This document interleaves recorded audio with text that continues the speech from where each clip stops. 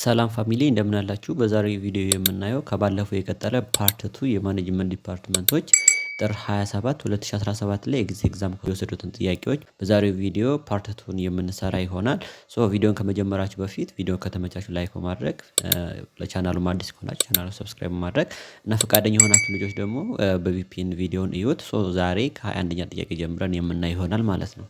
21ኛ ጥያቄ event which have the same chance of occurring are the probability A independent event, B dependent event, C equally likely events, D elementary events። ለዚህ ጥያቄ መልስ ከመስጠታችን በፊት መጀመሪያ ምርጫው ላይ ላሉት ለእያንዳንዱ ዲፊኒሽን እና ለዚህ ጥያቄ መልስ የምንሰጥ ይሆናል። የመጀመሪያውን ስናይ ኢንዲፔንደንት ኢቨንት የሚለውን ስናይ ኢንዲፔንደንት ኢቨንት are event where the occurrence of one event does not affect the probability of the other event occurring።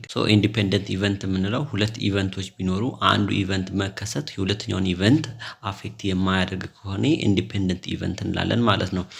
ዲፔንደንት ኢቨንት የሚለውን በምናይ ጊዜ ደግሞ ዲፔንደንት ኢቨንት are events where the occurrence of one event affects the probability of the other event occurring።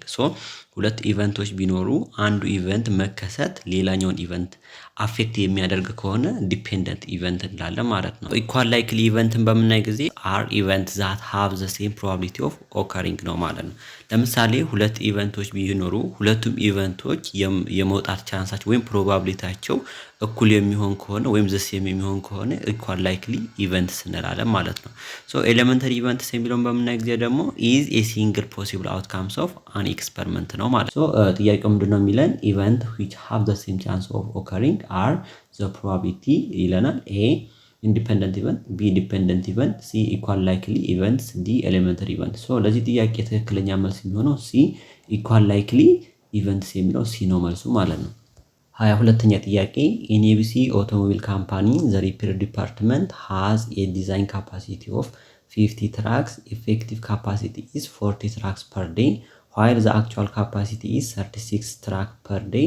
By how much percentage of the company is utilize its overall capacity? ይሄን ጥያቄ ለመስራት እንዲያመችን መጀመሪያ ከጥያቄው ላይ ጊቭን እናውጣ።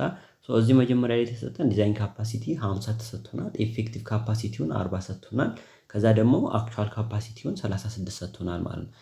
አክቹዋል አውትፑት ወይንም አክቹዋል ካፓሲቲው 36 ሰጥቶናል፣ ዲዛይን ካፓሲቲው 50 ሰጥቶናል፣ ከዛ ደግሞ ኢፌክቲቭ ካፓሲቲው 40 ሰጥቶናል። ፈልጉ የተባልነው ምንድነው ፐርሰንቴጅ ኦፍ ኦቨርኦል ካፓሲቲ ዩቲላይዝ የሆነውን ነው ማለት ነው። ኦቨርኦል ካፓሲቲ ዩቲላይዝ የሆነውን ስንፈልግ percentage of overall capacity utilized is equals to actual output or actual capacity divided by design capacity times 100% ነው ማለት ነው።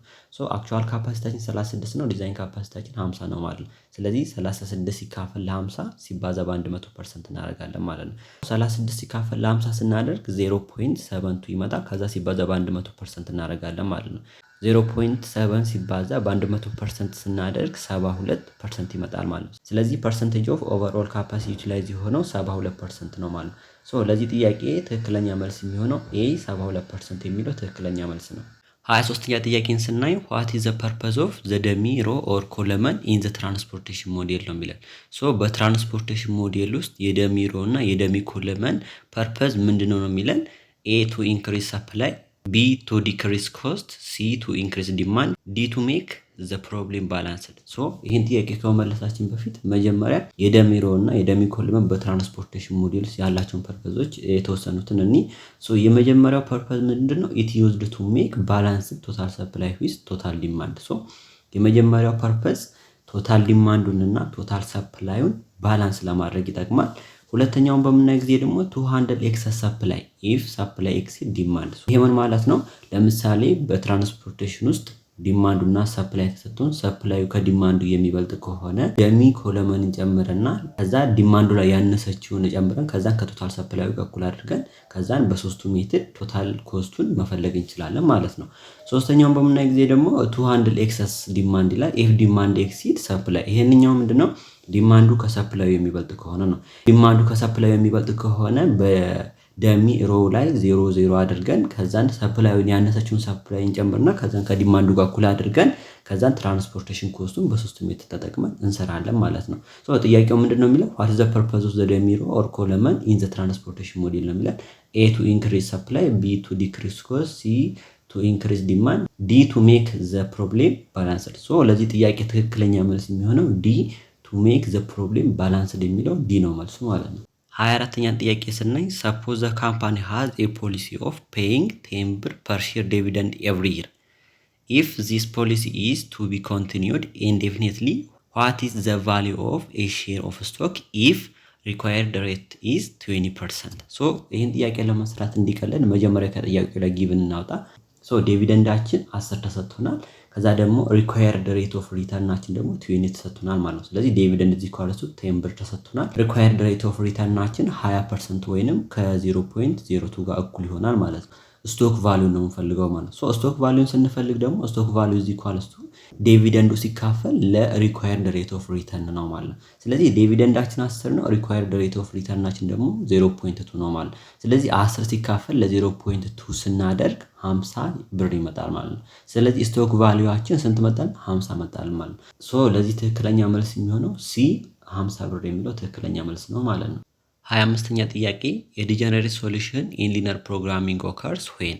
ሶ ጥያቄው ምንድነው የሚለን ዲጀነሬት ሶሉሽን በሊነር ፕሮግራሚንግ ውስጥ ኦከር የሚያደርገው ወይም የሚከሰተው መቼ ነው ነው የሚለን። ኤ ዜር አር ቱ መኒ ኮንስትሬንትስ፣ ቢ ዘ ኦፕቲማል ሶሉሽን ዊዝ ቫሊዩ አት ሊስት ዋን ቤዚክ ቫሪያብል ኢዝ 0፣ ሲ ዜር ኢዝ ኖ ቪዚብል ሪጅን፣ ዲ ዘ ኦፕቲማል ሶሉሽን ዊዝ ቫሊዩ ኦፍ ኦል ቤዚክ ቫሪያብል ኢዝ ነን 0። ሶ ለዚህ ትክክለኛ መልስ የሚሆነው ቢ ዘ ኦፕቲማል ሶሉሽን ዊዝ ቫሊዩ አት ሊስት ዋን ቤዚክ ቫሪያብል ኢዝ 0 የሚለው ቢ ነው ማለት ነው። 26ኛ ጥያቄ ኢን ስታቲስቲክ ስተዲ ዘ ፖፑሌሽን ኢዝ። ሶ ጥያቄው ምንድን ነው የሚለን በስታቲስቲክ ስተዲ ጊዜ ፖፑሌሽን ምን ያመለክታል ነው የሚለን። ኤ ዘ ግሩፕ ኦፍ ፒፕል ኦር ኦብጀክት ፎር ዊች ኮንክሉዥን አር ቱ ቢ ሜድ፣ ቢ ኦል ፒፕል ኢን ሁ ሊቭ ኢን ኢትዮጵያ፣ ሲ ዘ ግሩፕ ኦፍ ፒፕል ፍሮም ሁም ዳታ ካንኖት ቢ ኮሌክትድ፣ ዲ ዘ ፒፕል ኦር ኦብጀክትስ ስተዲድ ኢን ዘ ሳምፕል ሰርቬይ። ለዚህ ጥያቄ መልስ ከመስጠታችን በፊት በስታቲስቲክስ ውስጥ ፖፑሌሽን ምንድነው ሪፈር የሚያደርገው የሚለውን እኔ ሶ ኢን ስታቲስቲክ ስተዲ ዘ ፖፑሌሽን ሪፈርስ ቱ ዘ ኢንታየር ግሩፕ ኦፍ ኢንዲቪጁዋል ኦብጀክት ኦር ኢቨንትስ ዛት አር ኢንተረስተድ ኢን ኤ ስተዲ ማለት ነው። ሶ ዘ ጎል ኦፍ ዘ ስተዲ ኢዝ ቱ ድሮ ኮንክሉዥን ኤንድ ሜክ ጀነራላይዜሽን አባውት ዚስ ኢንታየር ግሩፕ ቤዝድ ኦን ዘ ዳታ ኮሌክትድ ፍሮም የሳምፕል ነው ማለት ነው። ሶ ዲ ላይ ያለውን ዘ ፒፕል ኦር ኦብጀክት ስተዲድ ኢን ዘ ሳምፕል ሰርቬይ የሚለውን በምናይ ጊዜ ይሄ ፖፑሌሽን ሳይሆን ዲስክራይብ የሚያደርግልን ሳምፕል ነው ማለት ነው። ሶ ሳምፕል ማለት ደግሞ ሳምፕል ኢዝ ኤ ሰብሴት ኦፍ ዘ ፖፑሌሽን ዛት ኢዝ አክቹዋሊ ስተዲድ የሚደረገው ማለት ነው። በስታቲስቲክስ ውስጥ ሳምፕልን እና ፖፑሌሽንን ለመለየት አንድ ኤግዛምፕል ነው ሰል። ሶ እኛ አንድ ባንክ ቤት ውስጥ ሄደን ጥናት ለማድረግ ፈለግን እንበል። ሶ እዛ ጥናት ለማድረግ የፈለግንበት ባንክ ቤት ውስጥ የሚሰሩ ሰራተኞች 1000 ቢሆኑ ከነኛ 1000 ሰዎች ላይ 100 ሰዎች መርጠን ጥናት ብናካሂድ፣ ስለዚህ 1000ዎቹ ፖፑሌሽን ይባላሉ። 1000ዎች ላይ ተመርጠው ደግሞ 100ዎቹ የተወሰዱ ምን ይባላሉ? ሳምፕል ይባላሉ ማለት ነው። ቢም በምናይ ጊዜ ኦል ፒፕል ኢን ሁ ሊቭ ኢን ኢትዮጵያ የሚለውን በምናይ ጊዜ ይሄ ጠቅላላ የፖፑሌሽን ዲፊኒሽን ነው እንጂ ስታቲስቲካል ስተዲ ጊዜ ፖፑሌሽንን ሪፈር አያደርግም ማለት ነው። ሶ ዲንን በምናይ ጊዜ ይሄ ሳምፕልን ነው እንጂ የፖፑሌሽንን ሪፈር አያደርግልንም። ሶ ትክክለኛ መልስ የሚሆነው ኤ ዘ ግሩፕ ኦፍ ፒፕል ኦር ኦብጀክት ፎር ዊች ኮንክሉዥን አር ቱ ቢ ሜድ የሚለው መልሱ የሚሆነው ኤ ነው ማለት ነው። 27ኛ ጥያቄ ዌን ጉድስ ካን ቢ ፕሮዲውስ ሞር ቺፕሊ ኢን ዋን ካንትሪ ዛን ኢን አናዘር ዘ ፈርስት ካንትሪ ኢዝ ሴድ ቱ ሃቭ and dash over the other country. A theory of mercantilism, B comparative cost advantage, C relative profit advantage, D absolute cost advantage. ሶ ለዚህ ጥያቄ መልስ ከመስጠታችን በፊት ምርጫው ላይ ላሉት ለእያንዳንዱ ዴፊኒሽን እና መልስ እንሰጣለን። ሶ ቲዮሪ ኦፍ ሜርካንታሊዝም ኢዝ አን ኢኮኖሚክ ፖሊሲ ዛት ኢንፊሳይዝ ኤክስፖርቲንግ ሞር ዛን ኢምፖርቲንግ ቱ አኩሙሌት ዌልዝ ነው ማለት ነው። ሶ ይሄ ቲዮሪ ኦፍ ሜርካንታሊዝም ነው። ኮምፓራቲቭ ኮስት አድቫንቴጅ የሚለውን በምናይ ጊዜ ደግሞ ኮምፓራቲቭ ኮስት አድቫንቴጅ ኢዝ አባውት ፕሮዲዩሲንግ ጉድስ አት ኤ ሎወር ኦፖርቹኒቲ ኮስት ኖት ነሰሰርሊ ኤ ሎወር አብሶሉት ኮስት። A country may have a comparative advantage in something even if another country can produce it more cheaply overall. So ይሄ ደግሞ comparative cost advantage ነው ማለት ነው።